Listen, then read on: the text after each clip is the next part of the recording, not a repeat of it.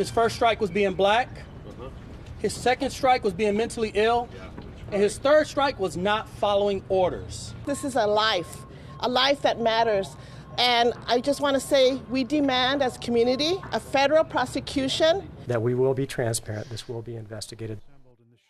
A day of protests following the shooting death of an unarmed black man. What may have led up to this deadly confrontation with police? And we'll hear from the East County community who is demanding answers. Good evening. I'm Amitha Sharma inside the KPBS News Studios. And I'm Ebony Monet here in El Cajon, live at the site of yesterday's deadly shooting. As you can see here, there's a demonstration going on behind me. The crowd is growing. There are candles and people waving signs. They're demanding transparency in this investigation. They're demanding answers. And they also are asking for an independent investigation of this fatal shooting. We see people here with their families, some people with signs that say Black Lives Matter, other people with signs that say don't shoot. Initially, this movement was planned, tonight's vigil was planned by religious faith leaders. Those religious faith leaders are not here at this time. Instead, this has turned into a grassroots-led vigil. Also not present, police. Police are not present. There are no signs of police here in the immediate vicinity, which is very different from what demonstrators say they saw yesterday and last night, a very strong, large presence of police. Reporting live out here in El Cajon, where we will continue to follow this story. Ebony Monet, KPBS News. Amitha, back to you. Thank you, Ebony. Today, El Cajon Mayor Bill Wells addressed the deadly officer-involved shooting and subsequent community reaction. He named Officer Richard Gonzalez as one of the officers involved, and he hopes the protests will not turn violent. Our plans are to do whatever has to be done to keep people, persons, and property safe. Wells says the San Diego County District Attorney and the FBI are both investigating the shooting. Meanwhile, San Diego's U.S. Attorney Laura Duffy says she's monitoring the investigation into Elango's death. She says if information surfaces of a potential civil rights violation, the Justice Department is prepared to review the case. Protest rallies started this morning outside of the police station. KPBS reporter Eric Anderson says community activists and faith-based leaders were there to share their outrage.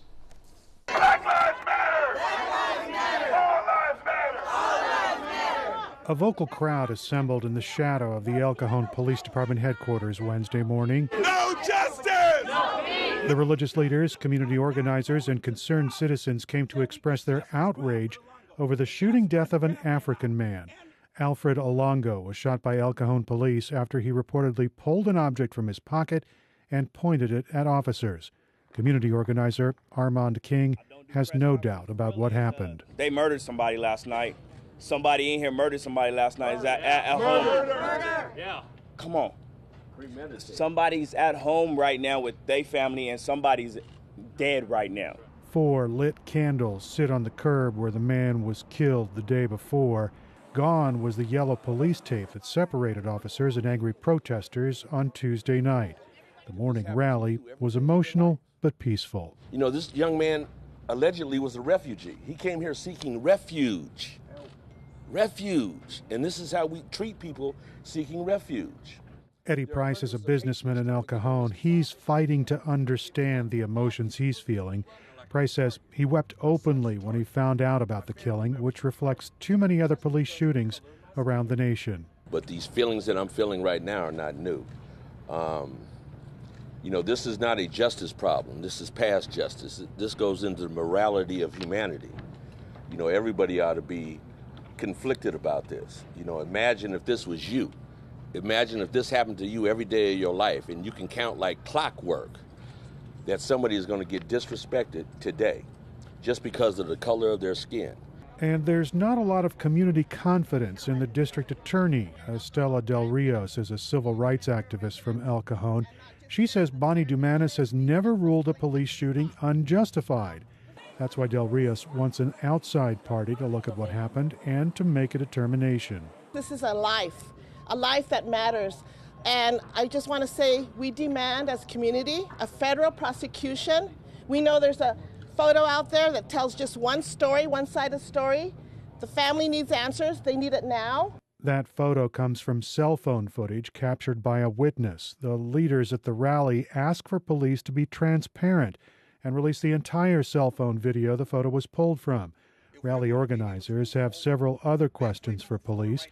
They want to know why it took officers 50 minutes after the first 911 call to respond to the scene. They ask why the police did not send a team trained to deal with mentally disturbed individuals. Christopher Rice Wilson is calling for a measured response to the shooting, but he says it is a stark reminder that the world is different for him. We're supposed to be all equals, and we play this game and pretend like we are when we know damn well that we're not. Some of us cannot walk down the streets of El Cajon and not be stopped and harassed by the police. But not everyone has given up on a police investigation. Darwin Fishman is an adjunct professor in San Diego. He studied criminal justice issues and wants to give the system a chance. I'd like to see what happens, what takes place, more information comes out, and give the investigation an opportunity, those steps as we go forward to see what happens. If that doesn't work, he welcomes an outside probe. Eric Anderson, KPBS News. Later in the day, there were protests that blocked some streets, and the Parkway Plaza shopping center closed down at the request of police. The shopping center says it acted out of an abundance of caution. A few moments ago, we mentioned cell phone video of the shooting. El Cajon police have multiple videos of the incident, but none have been made public. That's because of a county-wide policy announced less than 2 months ago. El Cajon Police Chief Jeff Davis says even though his department is investigating the shooting, it does not have the authority to release the video to the public. This is an agreement with all law enforcement agencies in San Diego County. This is considered evidence, and until it is deemed otherwise, it will be under the control of the district attorney's office.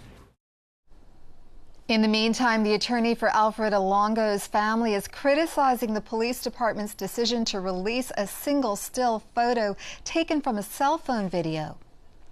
It's completely unfair for them to be using a single still image that is completely one-sided and gives them the talking point of compliance. You can't point something at an officer and expect to live. All those talking points are created by that single still image.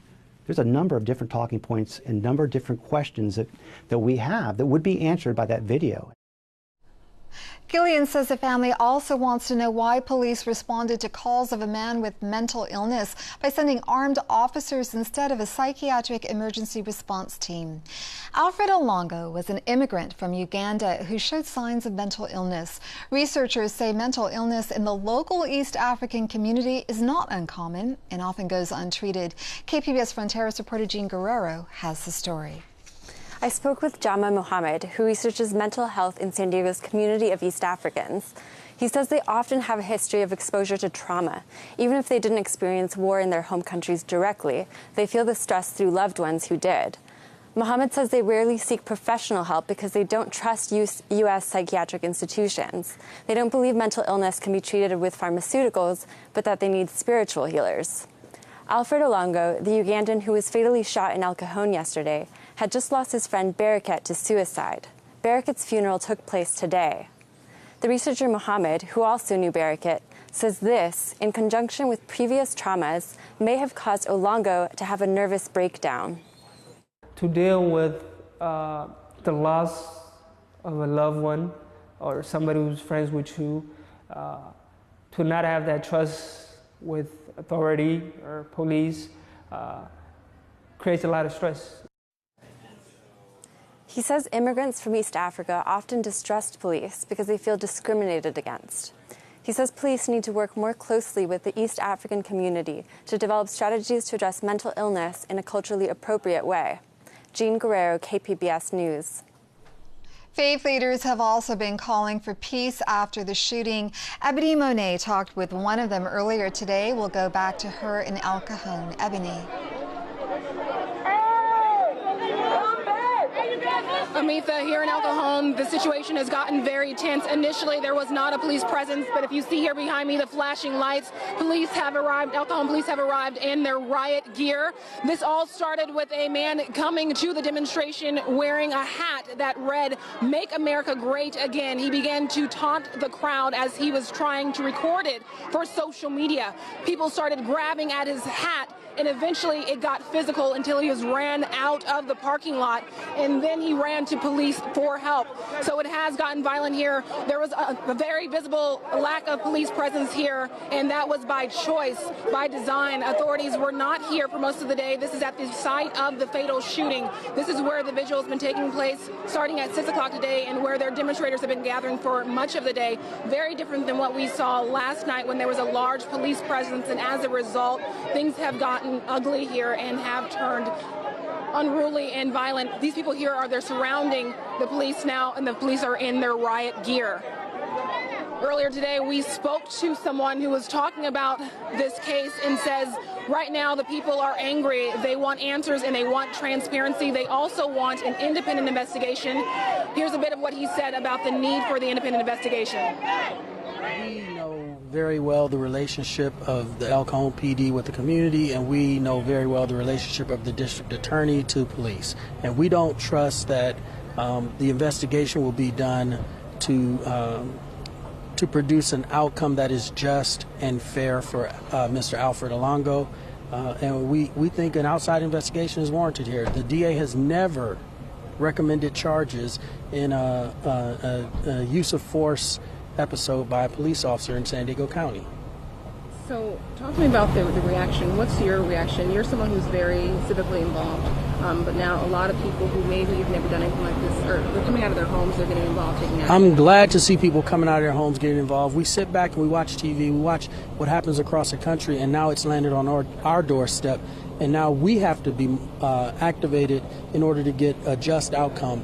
And so I'm glad to hear that people are coming out. I'm glad to hear that they're supporting the family. I'm glad to hear that they're calling for a transparent investigation, because normally in these situations, the public and the community, they sit and watch, and that does not produce a just outcome. Thank you.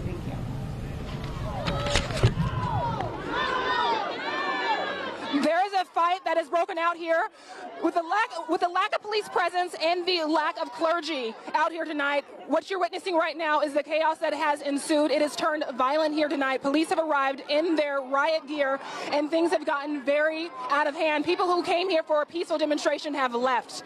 And as you can see, it is very chaotic out here tonight and has turned violent. Amitha, back to you. Thank you, Ebony, for that report, and we'll be coming back to you for an update. Our coverage on the officer-involved shooting in El Cajon continues on air at KPBS Radio and online at kpbs.org. As I said, we'll have another update on tonight's prayer vigil that appears to have turned violent coming up later in this newscast. An AP investigation reveals an abuse of power over confidential law enforcement databases. Associated Press reporter Josh Replogle says scores of officers access personal information, and it has nothing to do with police work. He just grabbed me by my neck and just started choking me and strangling me, and that was the last thing I remember.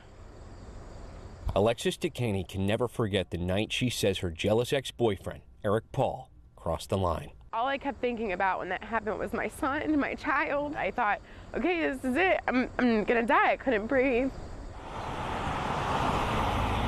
Paul, an Akron police sergeant, was arrested and convicted for using police tools to stalk and harass his ex, many times allegedly tracking her down when she hid out with friends. So he could go down to the station any time. He had keys, he could just get in, he could go up to his office, he could get on the computer, and he could find out anything he wanted.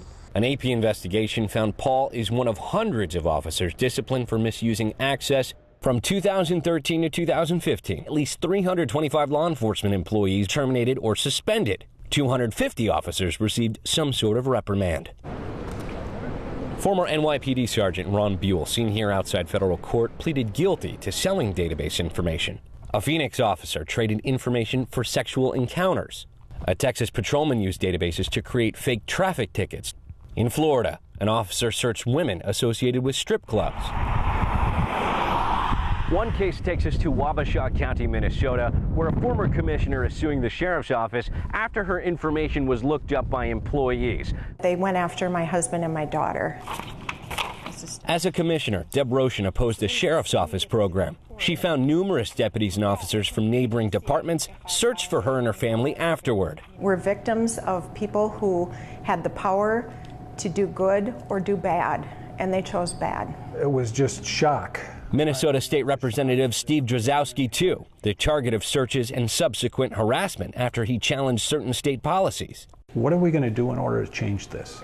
78, but Hollywood, Florida.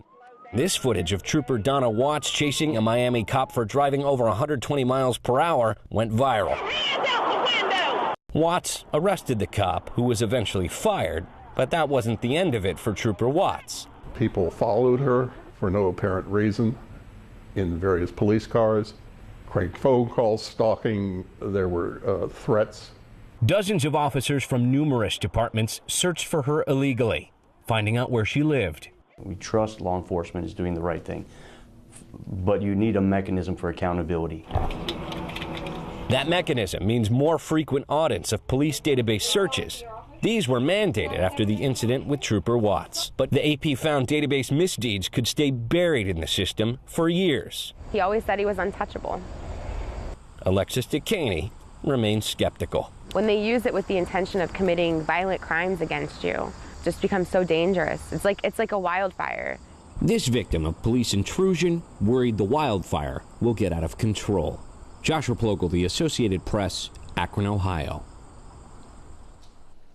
A new report from the Public Policy Institute has found California's efforts to reduce its prison population are working. Officials say in 2006, prisons were saturated with more than 256,000 people.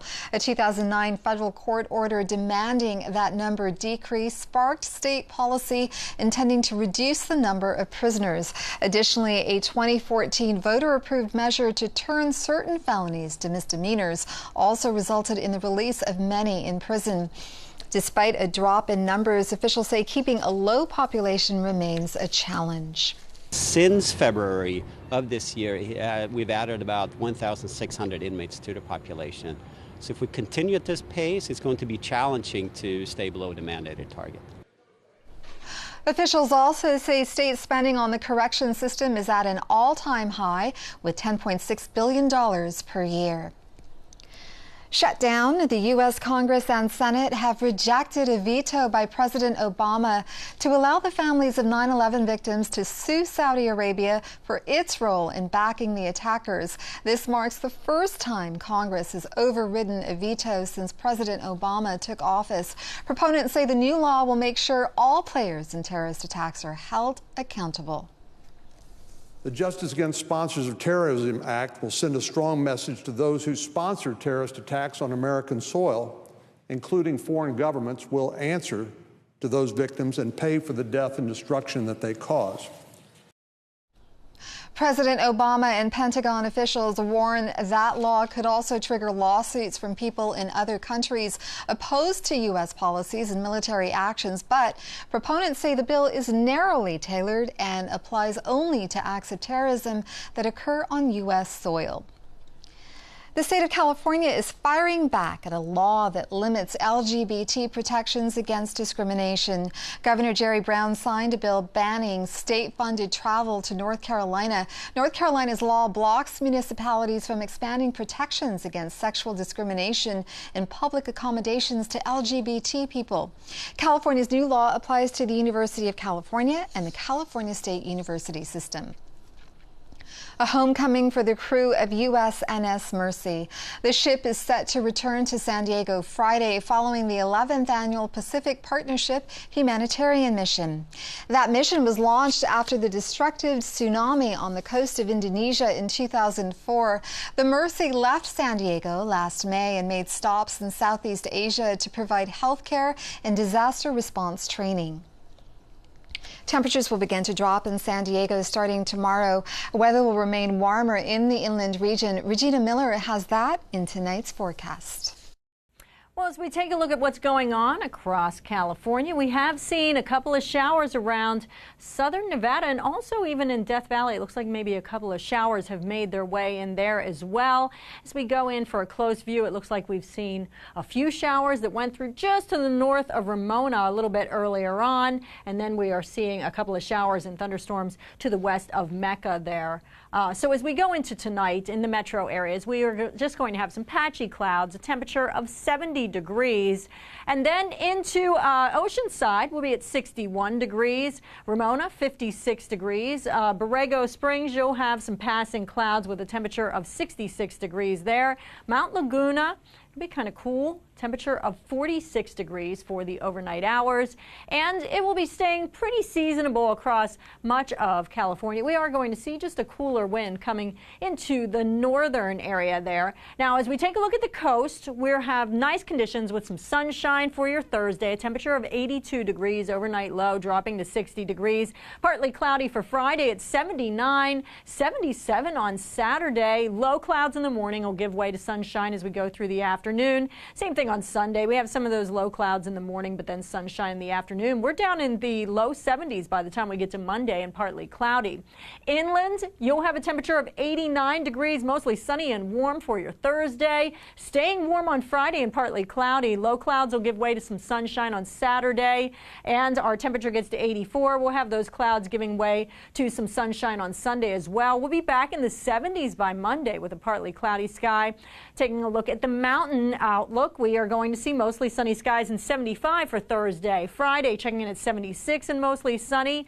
As we get into Saturday, we're at 70, but then the temperature is dropping off into the 60s for Sunday and Monday. So even though we'll have the sunshine, it's going to be cool. In the desert zones, mostly sunny skies and 96 on Thursday, 98 sunny and seasonable for Friday, and we're going to stay warm 96 with sunshine on Saturday. Temperature is going to fall back into the 80s as we go into Monday. So we're definitely going to notice feeling cooler as we go into the early part of next week. I'm Regina Miller, KPBS News. The forests that have shaded hundreds of generations of residents in the San Diego region are at risk of disappearing. Fire that burns too hot, insects buoyed by drought, and climate change are putting the trees under too much pressure. Ingrid Lobet of KPBS partner iNewsSource reports. California has lost 66 million trees since 2010, the Forest Service says. The governor declared a tree emergency late last year, but 26 million California trees have died since then. Some were already disappearing from places San Diegans love, Cuyamaca Rancho State Park and Mount Laguna, where human-caused fire raced in and burned so hot the trees are not growing back. And that would certainly alter the characteristics of the vegetation in terms of the floristic composition, from native shrubland especially to non-native grasses especially, and that's not a pleasant future to ponder over. He also sees change near another local favorite, Palomar Mountain. There's a great deal of mortality that's taking place there for a couple of reasons. Simply some of the conifer species and even oaks aren't able to endure or withstand the drought that's occurring there. And of course, as it's drier, they're more prone to infestation by pine bark beetles. The Forest Service and CAL FIRE say San Diego County lost 52,000 trees between 2010 and 2015.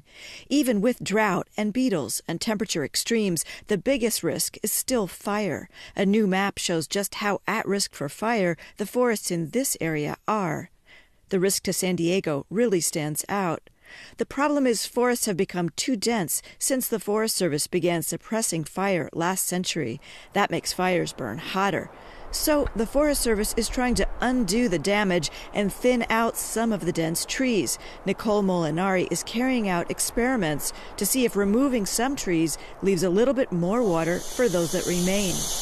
And once water starts to fizz and come out of that stem,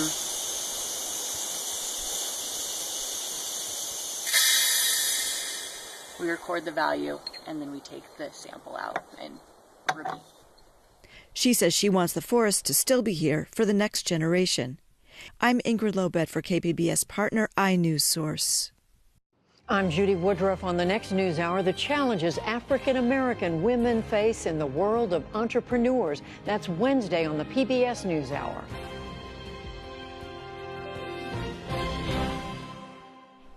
Here's a look at what we're working on for tomorrow in the KPBS newsroom on Morning Edition. In southern Arizona's mountains, the United States is hunting down the eyes of Mexico's cartels. Mexican drug cartel lookouts called Falcons watch for U.S. agents. We'll hear a story about who's watching for the Falcons. And on Midday Edition, more details are emerging about the man shot by police in El Cajon. Many questions remain to be answered, and new developments are a key issue in the Encinitas mayor's race. That's tomorrow on KPBS Radio. You can find tonight's stories on our website, kpbs.org/evening edition. Thank you for joining us and have a great evening.